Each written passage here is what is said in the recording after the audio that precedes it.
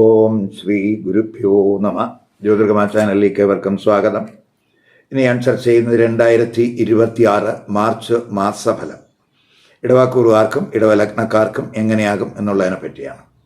അതായത് കാർത്തിക നക്ഷത്രത്തിൻ്റെ അവസാന 3 പാദം, അതുപോലെ രോഹിണി മകയിരം നക്ഷത്രത്തിൻ്റെ ആദ്യത്തെ 2 പാദത്തിൽ പെടുന്നവർക്ക് മാർച്ച് മാസം എങ്ങനെയാകും എന്നുള്ളതാണ്. അപ്പോൾ ആദ്യമായിട്ട് നമുക്ക് ഈ മാർച്ച് മാസത്തെ ഫലം അറിയുന്നതിന് മുമ്പ് മാർച്ച് മാസത്തിൽ ഇടവക്കൂറുകാരുടെയും ഇടവലഗ്നക്കാരുടെയും ഗോചര ഗ്രഹസ്ഥിതി എങ്ങനെയെന്ന് നോക്കാം. ഇപ്പോൾ ഇടവക്കൂറുകാരെന്ന് പറയുമ്പോൾ ഇടവക്കൂറുകാർക്കും ഇടവലഗ്നക്കാർക്കും ജന്മലഗ്ന രാശ്യാധിപൻ എന്ന് പറയുന്നത് ശുക്രനാണ്. ആ ശുക്രൻ മാർച്ച് 2-ന് അവരുടെ 11-ാം ഭാവരാശിയിൽ ഉച്ചസ്ഥിതനായിട്ട് വരികയാണ്. 25-ന് ആ ശുക്രൻ 12-ലേക്ക് രാശി മാറുന്നു.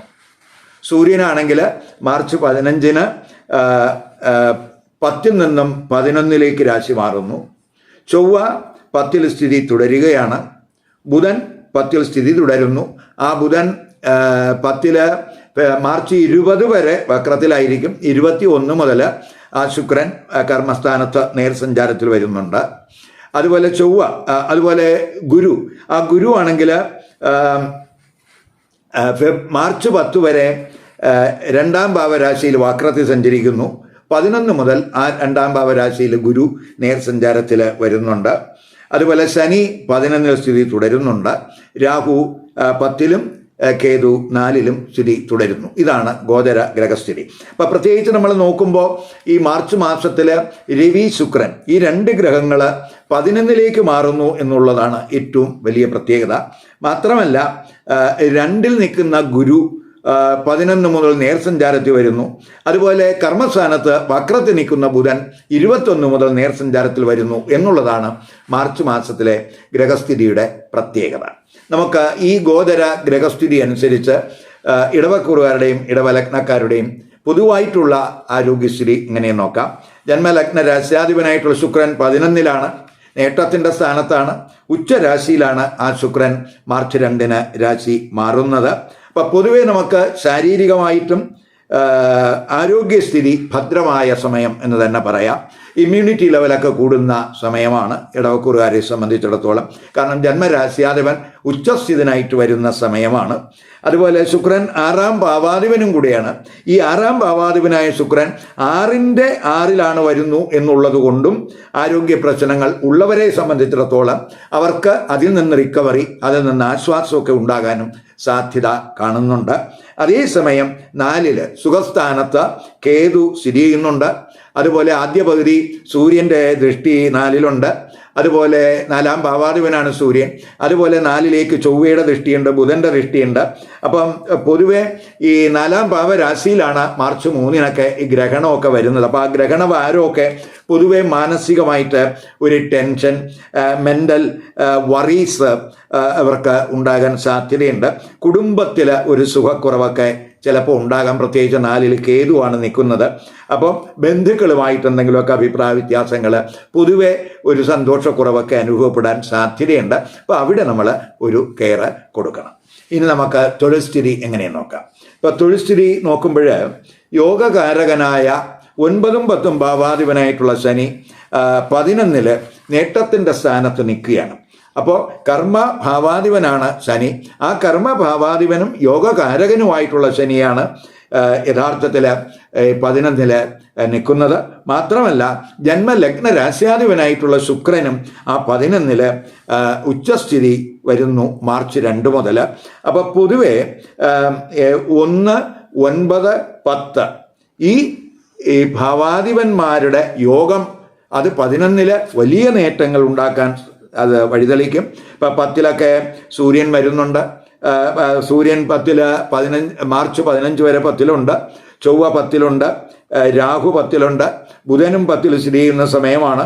ഗുരുവും ആ 10-ൽ ദൃഷ്ടി ചെയ്യുന്ന സമയമാണ്. അപ്പോൾ തൊഴിൽപരമായിട്ട് നേട്ടങ്ങളുടെ സമയമായിരിക്കും എന്ന് തന്നെ പറയാം. ആഗ്രഹിക്കുന്ന രീതിയിൽ തൊഴിലിൽ മുന്നേറ്റം ഈ കൂറുകാർക്കും ലഗ്നക്കാർക്കും പ്രതീക്ഷിക്കാം.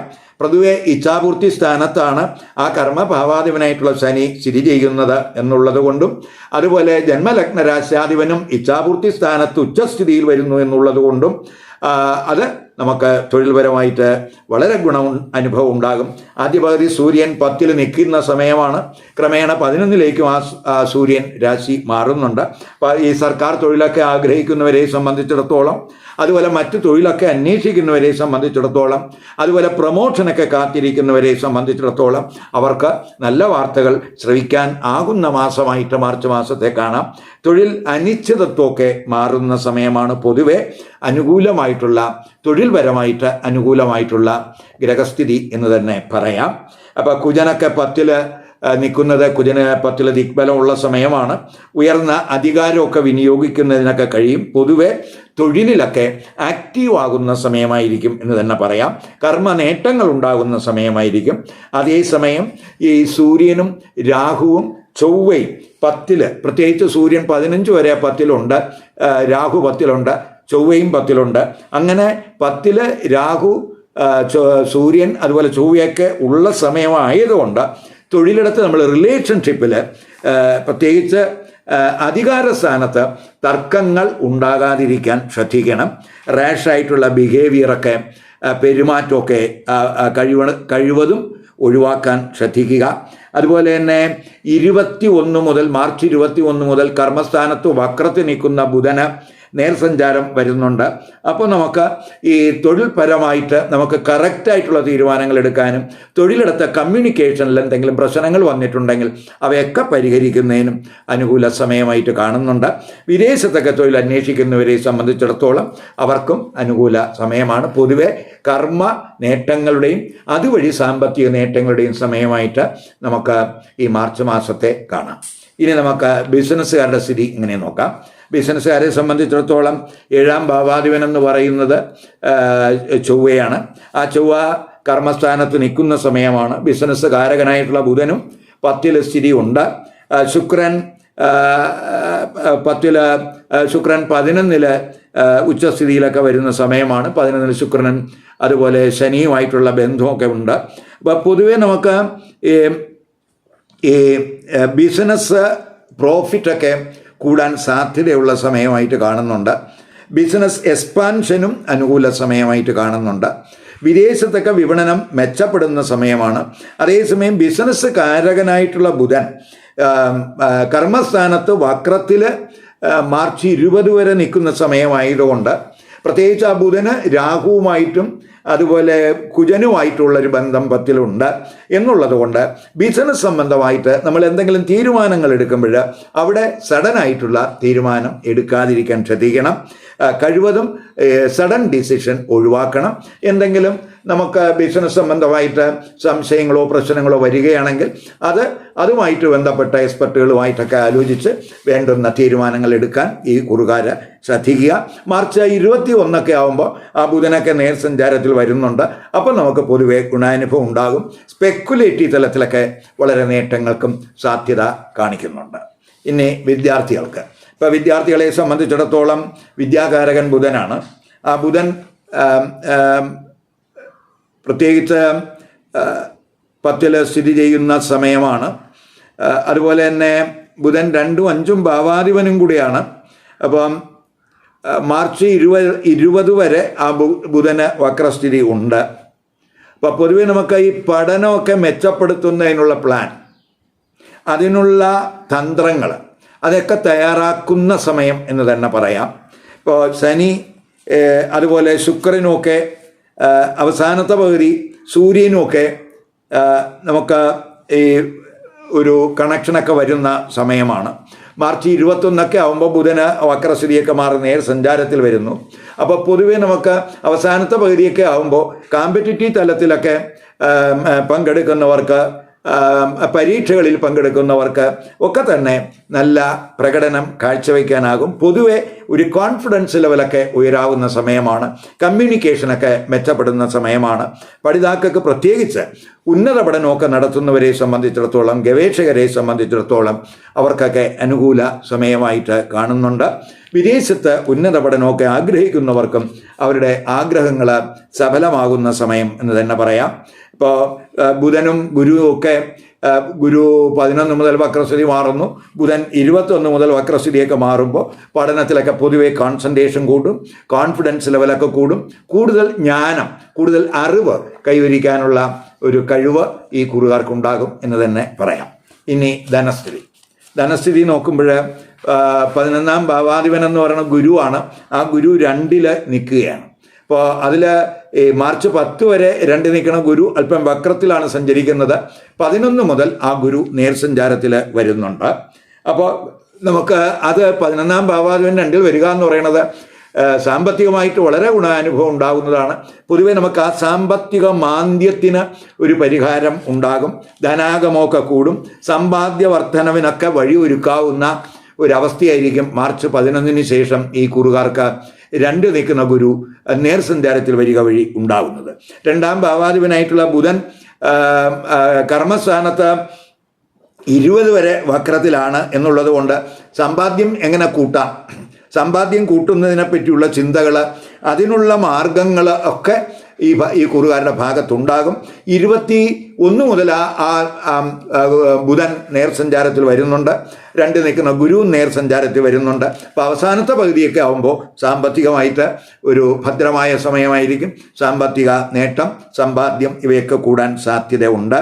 അതുപോലെ ജന്മലഗ്ന രാശ്യാധിപനായിട്ടുള്ള ശുക്രനാണെങ്കിൽ നേട്ടത്തിൻ്റെ സ്ഥാനത്ത് ഉച്ചസ്ഥിതിയിൽ നിൽക്കുന്ന സമയം കൂടിയാണ് എന്നും കൂടെ മനസ്സിലായി. പ്രത്യേകിച്ച് ഒരു സമ്പത്തിൻ്റെ ഗ്രഹവും കൂടിയാണ്. ആ ഗ്രഹം 11 ഉച്ചസ്ഥാനത്ത് നിൽക്കുക എന്ന് പറയുമ്പോൾ അതൊക്കെ പ്രത്യേകിച്ച് യോഗകാരകനായിട്ടുള്ള ശനിയുമായിട്ടൊക്കെ ആണ് 11 ശുക്രന് യോഗം വരുന്നത്. അപ്പോൾ പൊതുവെ അതും ധനാഗമം കൂടാൻ സഹായകമാണ്. അത് തൊഴിൽ വഴിയാകാം, ബിസിനസ് വഴിയാകാം, സ്പെക്കുലേഷൻ വഴിയാകാം. ഇങ്ങനെയൊക്കെ സാമ്പത്തിക നേട്ടങ്ങൾ പ്രതീക്ഷിക്കാവുന്ന സമയമായിട്ട് കാണുന്നുണ്ട്. അപ്പോൾ പൊതുവെ നമുക്ക് നിരവധി സോഴ്സുകളിൽ നിന്ന് ധനാഗമം പ്രതീക്ഷിക്കാം. മാത്രമല്ല ചിലർക്ക് ചില അൺഎക്സ്പെക്റ്റഡ് സോഴ്സിൽ നിന്നും സാമ്പത്തിക നേട്ടങ്ങൾ ഉണ്ടാകുന്നതിനും സാധ്യത കാണുന്നുണ്ട്. അവസാനത്തെ വാരം ആകുമ്പോൾ പ്രത്യേകിച്ച് 25 ശുക്രൻ 12 രാശി മാറുകയാണ്. ജന്മലഗ്ന രാശ്യാധിപൻ ആ വ്യയസ്ഥാനത്ത് വരുന്നുണ്ട്. അപ്പോൾ അവസാനത്തെ വാരമൊക്കെ അല്പം സുഖച്ചെലവൊക്കെ കൂടാൻ സാധ്യതയുണ്ട് എന്നും കൂടെ മനസ്സിലാക്കുക. ഇനി നമുക്ക് വിവാഹം, ദാമ്പത്യബന്ധം, കുടുംബജീവിതം എങ്ങനെ നോക്കാം. 7ാം ഭാവാധിപൻ ചൊവ്വയാണ്. ആ ചൊവ്വ 10 നിൽക്കുന്നു. ജന്മരാശിയിൽ ആ ചൊവ്വയുടെ ദൃഷ്ടിയുണ്ട്. വിവാഹ ഭാവകാരകൻ ആയ ശുക്രൻ, അതുപോലെ ജന്മലഗ്ന രാശ്യാധിപനായിട്ടുള്ള ശുക്രൻ നേട്ടത്തിൻ്റെ സ്ഥാനത്തുണ്ട്. ഉച്ചസ്ഥിതിയിലാണ് ആ ശുക്രൻ നിൽക്കുന്നത്. ഇപ്പോൾ വിവാഹ ആലോചനകളൊക്കെ ഉണ്ടാകും. പക്ഷേ നമ്മൾ മാർച്ച് 20 വരെ പ്രത്യേകിച്ച് ബുധനൊക്കെ വക്രത്തിൽ സഞ്ചരിക്കുന്ന സമയമാണ്. അതുപോലെ ചൊവ്വയ്ക്ക് രാഹുവുമായിട്ടുള്ള ബന്ധമൊക്കെ ഉള്ള സമയമാണ്. അപ്പം വിവാഹ സംബന്ധമായിട്ട് നമ്മൾ ഒരു തീരുമാനം എടുക്കുമ്പോൾ വളരെ ശ്രദ്ധിച്ച് തീരുമാനം എടുക്കണം. കഴിവതും സഡൻ ഡിസിഷൻ ഒഴിവാക്കണം.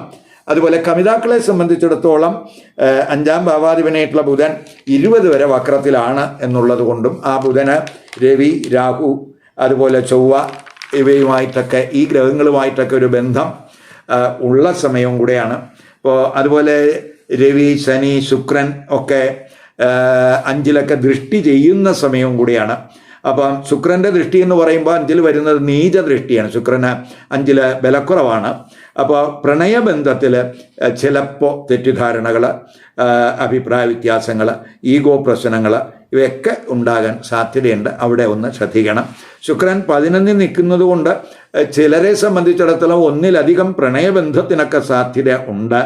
ഇനി മേരിറ്റ് റിലേഷൻഷിപ്പിലോട്ട് വരുമ്പോൾ 7ാം ഭാവാധിപനായിട്ടുള്ള ചൊവ്വയ്ക്ക് രാഹുവുമായിട്ടുള്ള ഒരു കണക്ഷൻ, അതുപോലെ സൂര്യനും രാഹു, അതുപോലെ സൂര്യൻ, ചൊവ്വ ഈ ഗ്രഹങ്ങളുമായിട്ടുള്ള ബന്ധം. അവസാനത്തെ പകുതി രവി, ശനി, ശുക്രൻ ഈ ഗ്രഹങ്ങളുമായിട്ടുള്ള ബന്ധം. ഇതൊക്കെ ദാമ്പത്യ ബന്ധത്തിൽ ചില പ്രശ്നങ്ങൾ ചിലപ്പോൾ സൃഷ്ടിക്കാം. പ്രത്യേകിച്ച് ഈഗോ പ്രശ്നങ്ങൾക്ക് സാധ്യത കൂടുതലാണ് രവിയും ശുക്രനുമായിട്ടൊക്കെ ഒരു ബന്ധം വരുമ്പോൾ.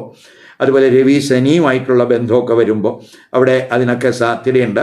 അപ്പോൾ അതുപോലെ തന്നെ നമുക്ക് ഈ ശുക്രൻ 11 ഉച്ചസ്ഥിതനായിട്ട് നിൽക്കുന്ന സമയമാണ്. അപ്പോൾ പൊതുവെ നമുക്ക് ഈ ഒരു എതിർ ലിംഗക്കാരുമായിട്ടുള്ള സൗഹൃദങ്ങളൊക്കെ കൂടാൻ സാധ്യതയുണ്ട്. അപ്പോൾ അവരുമായിട്ടുള്ള ഇൻറ്റിമസിയിലൊക്കെ വളരെ ഒരു കെയർ വേണ്ടുന്ന സമയമാണ്. അത് ശ്രദ്ധിച്ചില്ല എങ്കിൽ അതും നമ്മുടെ മാരിറ്റൽ റിലേഷൻഷിപ്പിൽ ചില അഭിപ്രായ വ്യത്യാസങ്ങൾ ഉണ്ടാക്കാൻ അത് വഴിതെളിക്കും എന്നും കൂടെ മനസ്സിലാക്കുക. ശുക്രൻ ഉച്ചസ്ഥിതിയിൽ നിൽക്കുന്ന സമയവും കൂടെയാണ്. കുടുംബജീവിതം ചിന്തിക്കുമ്പോൾ 2 ഗുരു നിൽക്കുകയാണ്, 10 വരെ ആ ഗുരു വക്രത്തിൽ സഞ്ചരിക്കുകയാണ്. അതുപോലെ 2ാം ഭാവാധിപനായിട്ടുള്ള ബുധനും മാർച്ച് 20 വരെ വക്രത്തിൽ സഞ്ചരിക്കുകയാണ്. 4 സുഖസ്ഥാനത്ത് ഫാമിലി സ്ഥാനത്തൊക്കെ കേതു നിൽക്കുന്ന സമയമാണ്. ആദ്യ പകുതിയൊക്കെ സൂര്യൻ്റെ ദൃഷ്ടി ആ 4-ലുണ്ട്. 4ാം ഭാവാധിപനാണ് സൂര്യൻ. അതുപോലെ ചൊവ്വയുടെയും ബുധൻ്റെ ഒക്കെ ദൃഷ്ടി ആ 4-ലുണ്ട്. അപ്പം ആദ്യ പകുതി പൊതുവെ കുടുംബത്തിൽ ഒരു സുഖക്കുറവ്, അല്ലെങ്കിൽ കുടുംബ അംഗങ്ങൾ, ബന്ധുക്കൾ, അവരുമായിട്ട് ഐക്യമില്ലായ്മ, അത് നമുക്ക് ആ കാര്യങ്ങളിലൊക്കെ ഒരു ശ്രദ്ധ വേണം. മാത്രമല്ല ആദ്യ വാരം എന്നൊക്കെ പറയുമ്പം തന്നെ ഈ മാർച്ച് 3-നൊക്കെ 4-ലാണ് ഗ്രഹണം നടക്കുന്നത് ഫാമിലിയുടെ സ്ഥാനത്ത്. അപ്പോൾ പൊതുവെ അതും ഈ ഫാമിലി സ്ഥാനത്ത് സുഖസ്ഥാനത്താണ് ഗ്രഹണം വരുന്നു എന്നുള്ളത് കൊണ്ട്, ചന്ദ്രഗ്രഹണം വരുന്നു എന്നുള്ളത് കൊണ്ട് അതും കുടുംബത്തിൽ ഒരു സുഖക്കുറവ്, കുടുംബത്തിൽ ടെൻഷൻ ഒക്കെ ഉണ്ടാകാൻ സാധ്യതയുണ്ട്. അപ്പോൾ ആദ്യ പകുതി നമ്മൾ അല്പം ശ്രദ്ധിക്കുക. അവസാനത്തെ പകുതി സ്ഥിതിയിൽ മാറ്റങ്ങൾ വരും. അതിന് ആദ്യ പകുതിയിൽ ഉണ്ടായ പ്രശ്നങ്ങളും പ്രയാസങ്ങളും ഒക്കെ മാറിക്കിട്ടാൻ സാധ്യതയുണ്ട്. ബുധനൊക്കെ 2ാം ഭാവാധിപനായ ബുധൻ നേർസഞ്ചാരത്തിൽ വരുന്നു. അതുപോലെ ഗുരു നേർസഞ്ചാരത്തിൽ വരുന്നു. അതൊക്കെ തന്നെ നമുക്ക് നമ്മുടെ പ്രശ്നങ്ങളൊക്കെ പരിഹരിച്ചു പോകുന്നതിന് സഹായകമാകും എന്ന് മനസ്സിലാക്കുക. മാർച്ച് 7, അതുപോലെ 8, 12, 13, 21, 22 ഈ തീയതികൾ, ഈ ദിവസങ്ങൾ ഇടവക്കൂറുകാർക്കും ഇടവലഗ്നക്കാർക്കും അനുകൂല ദിവസങ്ങളായിട്ട് കാണുന്നില്ല. അതുകൊണ്ട് ഈ ദിവസങ്ങളിൽ നമ്മൾ കഴിവതും മംഗളകർമ്മങ്ങൾ, ശുഭകർമ്മങ്ങൾ ഒഴിവാക്കണം. അതുപോലെ നമ്മൾ പുതിയ എന്തെങ്കിലും തുടക്കങ്ങൾ, പുതിയ സംരംഭങ്ങൾ തുടങ്ങാൻ ആഗ്രഹിക്കുന്നെങ്കിൽ അതും ഈ ദിവസങ്ങളിൽ ആകാതിരിക്കാൻ ശ്രദ്ധിക്കണം. മാത്രമല്ല പ്രധാനപ്പെട്ട എന്തെങ്കിലും തീരുമാനങ്ങൾ ഈ ദിവസങ്ങളിൽ എടുക്കാതിരിക്കാനും ഈ കുറുകാരും ലഗ്നക്കാരും ശ്രദ്ധിക്കണം. ഞാനിവിടെ പറഞ്ഞത് ഒരു ഇടവക്കൂറുകാരുടെയും ഇടവ ലഗ്നക്കാരുടെയും മാർച്ച് മാസത്തിലെ ഗ്രഹസ്ഥിതി, ഗോചര ഗ്രഹസ്ഥിതി അനുസരിച്ചിട്ടുള്ള ഫലങ്ങളാണ്. ഇപ്പം ജാതകത്തിലെ ഗ്രഹസ്ഥിതി അനുസരിച്ചല്ല എന്ന് നമ്മൾ മനസ്സിലാക്കുക. അപ്പോൾ ഇതൊരു പൊതുഫലമായിട്ട് വേണം കാണേണ്ടത്. ഇപ്പോൾ നമ്മൾ ജാതകത്തിലെ ഗ്രഹസ്ഥിതി ആണ് ഏറ്റവും പ്രധാനം എന്ന് പറയുന്നത്. അതിൽ നമ്മൾ ഈ കൂറുകാർക്കും ലഗ്നക്കാർക്കും ഇപ്പോൾ എന്ത് ദശയാണ് നടക്കുന്നത്, എന്ത് അപകാരമാണ് നടക്കുന്നത്, ഏത് ഗ്രഹത്തിൻ്റെ ഛിദ്രമാണ്, അതുപോലെ ഈ ദശ അപകാരം ഛിദ്രമൊക്കെ ജാതകത്തിൽ ഇഷ്ടസ്ഥാനത്ത് നിൽക്കുന്ന ഗ്രഹങ്ങളുടേതാണോ, ഇഷ്ടഭാവാധിപത്യം വഹിച്ച ഇഷ്ടസ്ഥാനത്ത് നിൽക്കുന്ന ഗ്രഹങ്ങളുടേതാണോ അല്ലയോ എന്നുള്ളതിന് അനുസരിച്ച് ഞാൻ ഈ പറയുന്ന ഫലത്തിൽ ഏറ്റക്കുറച്ചിലുകളുണ്ടാവും. അതേസമയം ജാതകത്തിൽ ഇഷ്ടഭാവാധിപത്യം വഹിച്ച് ഇഷ്ടസ്ഥാനത്ത് നിൽക്കുന്ന ഗ്രഹങ്ങളുടെ ദശയും അപകാരമൊക്കെയാണ് ഇപ്പോൾ ഒരാൾക്ക് നടക്കുന്നതെങ്കിൽ തീർച്ചയായിട്ടും ഞാൻ ഈ പറഞ്ഞതിനേക്കാളും വളരെ ഗുണാനുഭവം അവർക്ക് ഉണ്ടാകും. മറിച്ചായാൽ ഗുണാനുഭവം കുറയുന്നതിനും സാധ്യതയുണ്ട്. കാരണം നമ്മൾ മനസ്സിലാക്കേണ്ടതെന്ന് പറയുന്നത് ഒരാളുടെ ലൈഫിൽ ഏറ്റവും കൂടുതൽ സ്വാധീനം ചെലുത്തുന്നത് അവരുടെ ജാതകത്തിൽ നിൽക്കുന്ന ഗ്രഹങ്ങളുടെ പൊസിഷൻ അനുസരിച്ചിട്ടുള്ള ഫലങ്ങളാണ്. അപ്പോൾ ഇപ്പോൾ നടക്കുന്ന ദേശീയ അപകാരവും ഛിദ്രവും ഒക്കെ വളരെ അനുകൂല സ്ഥാനത്ത് നിൽക്കുന്ന ഗ്രഹങ്ങളുടേതാണെങ്കിൽ തീർച്ചയായിട്ടും ഒരു 75-70% അവരുടെ ഈ ഫലത്തെ കൂടുതലും സ്വാധീനിക്കുന്നത് ആ ജാതകത്തിലെ ഗ്രഹസ്ഥിതിയായിരിക്കും. അതേസമയം ബാക്കി ഒരു 30% മാത്രമേ ഈ ഗോചര ഗ്രഹസ്ഥിതി അല്ലെങ്കിൽ മാർച്ച് മാസത്തിലെ ഗ്രഹസ്ഥിതി സ്വാധീനം അവർക്ക് ഉണ്ടാകുകയുള്ളൂ. മാത്രമല്ല ഇപ്പോൾ ഞാനിവിടെ പറഞ്ഞ ഇടവക്കൂറുകാരുടെയും ഇടവ ലഗ്നക്കാരുടെയും ഫലമാണ്. അപ്പോൾ ഇപ്പോൾ ഇടവക്കൂറിൽ ജനിച്ചവർ ചിലർക്ക് മാത്രമേ ഇടവലഗ്നം വരികയുള്ളൂ. അവർക്ക് 12 രാശികളിൽ എവിടെ വേണമെങ്കിലും ലഗ്നം വരാം. അപ്പോൾ ഇടവലഗ്നമല്ലാതെ ഉള്ള ഇടവക്കൂറുകാരെ സംബന്ധിച്ചിടത്തോളം അവരുടെ ലഗ്നരാശി ഏതാണെന്ന് അവരറിയണം. അത് അവരുടെ കൂറിൻ്റെ ഇഷ്ടസ്ഥാനത്താണോ അനിഷ്ടസ്ഥാനത്താണോ ലഗ്നം വന്നിരിക്കുന്നു എന്ന് നോക്കണം. ആ ലഗ്നത്തിനനുസരിച്ചുള്ള ജാതകത്തിലെ ഗ്രഹസ്ഥിതി എങ്ങനെയാണ്, ഇതാണ് നമ്മൾ പ്രധാനമായിട്ടും ശ്രദ്ധിക്കേണ്ടത്.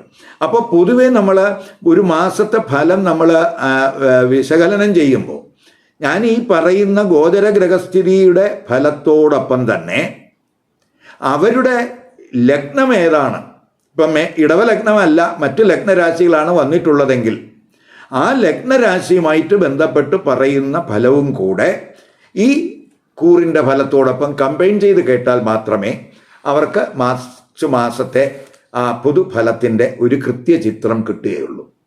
മാത്രമല്ല കൂറിൻ്റെ ഫലം എന്ന് പറയുന്നത് ഒരു അത്രത്തോളം സൂക്ഷ്മത ഉള്ള അല്ലെങ്കിൽ ഒരു കൃത്യത എന്ന് പറയാൻ പറ്റില്ല. കൃത്യമായ ഫലം എന്ന് പറയുന്നത് ലഗ്നഫലത്തിനാണ്.